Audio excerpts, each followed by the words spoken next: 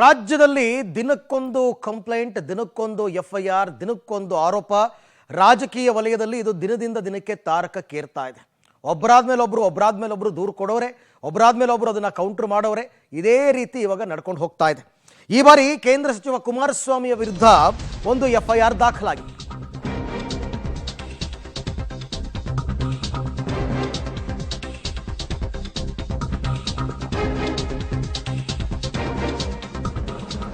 ರಾಜ್ಯದಲ್ಲಿ ದಿನಕ್ಕೊಂದು ಆರೋಪ, ದಿನಕ್ಕೊಂದು ಎಫ್ಐಆರ್. ಈ ಬಾರಿ ಕೇಂದ್ರ ಸಚಿವ ಕುಮಾರಸ್ವಾಮಿ ವಿರುದ್ಧ ಎಫ್ಐಆರ್ ಆಗಿದೆ. ಉದ್ಯಮಿಯೊಬ್ಬರಿಗೆ ಬೆದರಿಕೆ ಆರೋಪದಡಿ ಈ ಎಫ್ಐಆರ್ ಅನ್ನು ದಾಖಲು ಮಾಡಿಕೊಳ್ಳಲಾಗಿದೆ. ಕುಮಾರಸ್ವಾಮಿ ಅವರ ಜೊತೆಗೆ ಮಾಜಿ ಎಂಎಲ್ಸಿ ರಮೇಶ್ ಗೌಡ ಕೂಡ ಇದರಲ್ಲಿ ಆರೋಪಿಯಾಗಿದ್ದಾರೆ. ಕುಮಾರಸ್ವಾಮಿಗೆ ಈಗ ಎಫ್ಐಆರ್ನ ಸಂಕಷ್ಟ ಎದುರಾಗಿದೆ. ವಿಚಾರಣೆಯನ್ನ ಎದುರಿಸಬೇಕಾದಂತಹ ಅನಿವಾರ್ಯತೆ ಕೂಡ ಬಂದೊದಗಿದೆ.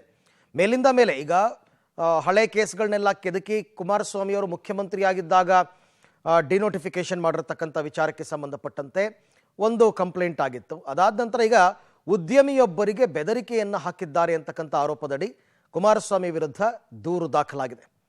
ಉದ್ಯಮಿ ವಿಜಯ್ ಟಾಟಾ ಅವರ ವಿರುದ್ಧ ಅವರು ಮಾಡಿರ್ತಕ್ಕಂಥ ಆರೋಪ, ಕುಮಾರಸ್ವಾಮಿ ವಿಚಾರಕ್ಕೆ ಸಂಬಂಧಪಟ್ಟಂತೆ ನನಗೆ ಬೆದರಿಕೆ ಹಾಕಿದ್ದಾರೆ, ಹಣವನ್ನು ಕೇಳಿದ್ದಾರೆ ಅಂತಕ್ಕಂಥ ಆರೋಪವನ್ನು ಅವರು ಮಾಡಿರ್ತಕ್ಕಂಥ.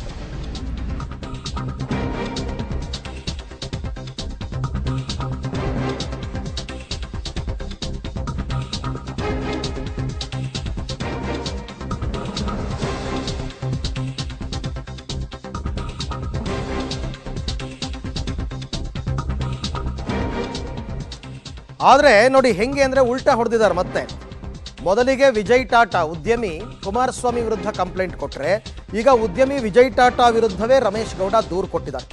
100 ಕೋಟಿ ಡಿಮ್ಯಾಂಡ್ ಮಾಡಿದ್ದಾರೆ ಅಂತಕ್ಕಂಥ ಆರೋಪದಡಿ ದೂರು ಅಮೃತಹಳ್ಳಿ ಪೊಲೀಸ್ ಸ್ಟೇಷನ್ನಲ್ಲಿ. JDS ಕಂಪ್ಲೇಂಟ್ ಕೊಟ್ಟ ಬೆನ್ನಲ್ಲೇ ವಿಜಯ್ ಟಾಟಾ ಕೌಂಟರ್ ಕೊಟ್ಟಿದ್ದಾರೆ. ಕುಮಾರಸ್ವಾಮಿ ನನಗೆ ಗೌರವ ಕೊಡಬೇಕು, ಇಲ್ಲ ಅಂದರೆ ಚನ್ನಪಟ್ಟಣದ ಪ್ರತಿ ಮನೆಗೆ ಹೋಗಿ ನ್ಯಾಯ ಕೇಳ್ತೀನಿ ಅಂತ ಕುಮಾರಸ್ವಾಮಿಗೆ ಉದ್ಯಮಿ ವಿಜಯ್ ಟಾಟಾ ಟಾಂಗ್ ಕೊಟ್ಟಿದ್ದಾರೆ. ಈಗ ಯಾರೋ ಒಬ್ಬ ವ್ಯಕ್ತಿ ಕೇಸ್ ಹಾಕಿದನಲ್ಲ, ನನ್ನ ಮೇಲೇನೋ 50 ಕೋಟಿ, ನಾನು ಇನ್ನು ಚುನಾವಣೆಯಲ್ಲಿ ಅಭ್ಯರ್ಥಿ ಯಾರು ಅಂತಲೇ ತೀರ್ಮಾನ ಮಾಡಿಲ್ಲ ನಮ್ಮ ಪಕ್ಷದಿಂದ. ಯಾವ ಬೀದಿ ಹೋಗ ನಾಯಿ ನೆರೆಗಳಿಗೆಲ್ಲ ಉತ್ತರ ಕೊಡಕ್ಕಾಗತ್ತೆ? ನಾನು ಅರೆಸ್ಟ್ ಮಾಡಬೇಕು ಅಂತ ಹೇಳಿದ್ದಾರೆ ಸರ್. ಮಾಡ್ಲಿ ಏನಲ್ಲ, ಮಾಡಕ್ಕೇಳಿ. ಇವತ್ತು ಹೆಂಗೋ ಒಪ್ಕೊಂಡಿದ್ದಾರೆ. ವಿಜಯ್ ಟಾಟಾ ಗೊತ್ತು, ಅವ್ರ ಮನೆಗೆ ಹೋಗಿದ್ದೀನಿ ಊಟಕ್ಕೆ. ಯಾರಾದರೂ ಗೊತ್ತಿಲ್ಲದವ್ರಿಗೆ ಊಟಕ್ಕೆ ಮನೆಗೆ ಕರೆದುಬಿಟ್ಟು 100 ಕೋಟಿ ಕೊಟ್ಟು ನನ್ನ ಲಾಸ್ ಆಗಿದೆ ಅಂತ ಹೇಳಿಕ್ಕಾಗತ್ತೆ. ಪ್ಲಸ್ ಅವರೊಂದು ಕೇಂದ್ರ ಮಂತ್ರಿ, ನಾನು ಕರೆದುಬಿಟ್ಟು ಏನು ಸಮ್ ಅಬ್ಯೂಸಿವ್ ಲ್ಯಾಂಗ್ವೇಜ್ ಯೂಸ್ ಮಾಡಿದರೆ ಅಂತ ಹೇಳಿಬಿಟ್ಟು ಬೈದು ಬಿಟ್ಟು 100 ಕೋಟಿ ಕೇಳಿದ. ವಾ, ನಾನು ನಿಮ್ಮನ್ನು ಮನೆ ಕರೆದುಬಿಟ್ಟು ಅದು ಸೆಂಟ್ರಲ್ ಮಿನಿಸ್ಟರ್ ಕಡೆಯವ್ರನ್ನ ನನಗೆ 100 ಕೋಟಿ ಕೊಡಲಿಲ್ಲ ಅಂದರೆ ಹಂಗೆ ಮಾಡಿಬಿಡ್ತೀನಿ, ಹಿಂಗೆ ಮಾಡಿಬಿಡ್ತೀನಿ. ಅವ್ರ ಗನ್ಮೆನ್ನು ಎಲ್ಲ ಇದ್ರು, CCTV ಇದೆ, ಎಷ್ಟು ಜನ ಇದ್ರು ಅಂತೆಲ್ಲ ಇದೆ. ಇದೆಲ್ಲ ಬೇಕಾದ ಮಾತುಗಳು. ಈಗ ಅದು ನಿಲ್ಲಿಸಿ ನಮ್ಮ ರೆಸ್ಪೆಕ್ಟ್ ನನಗೆ ವಾಪಸ್ ಕೊಡಿ, ಅಷ್ಟೇ ಸಾಕು. ಅಥವಾ ಇಲ್ವಾ, ನಾನು ಈ ನಮ್ಮ ನಿಖಿಲ್ ಕುಮಾರಸ್ವಾಮಿ ಅವರಿಗೆ ಕ್ಯಾಂಪೇನ್ ಮಾಡಿದ್ವಿ. ಮಂಡ್ಯ ಮನೆಗೆ ಹೋಗಿ ಕ್ಯಾಂಪೇನ್ ಮಾಡಿದ್ವಿ, ಇವರಿಗೆ ಓಟ್ ಹಾಕಿ ಅಂತ. ಅದೇ ಥರ ಚನ್ನಪಟ್ಟಣಗೆ ಮನೆಗೆ ಹೋಗ್ತೀನಿ, ಮನೆ ಹೋಗಿ ಇವರಿಗೆ ಟಿಕೆಟ್ ಅರ್ಹಕರ ಅಂತ ಕೇಳ್ತೀನಿ. ಇವ್ರಿಗೆ ಟಿಕೆಟ್ ಕೊಡೋ ಮುಂಚೆನೇ ಏನೋ ಪ್ಲಾನ್ ಕೂಡ ಟಿಕೆಟ್ ಇವ್ರಿಗೆ ಕೊಡಬೇಕಾ ಇಲ್ಲ ಬೇರೆಯವ್ರಿಗೆ ಕೊಡಬೇಕಾ, ಇರೋದು ಅಂತ ಅರ್ಥ ಅಂತ ನಾನೇ ಕೇಳ್ತೀನಿ.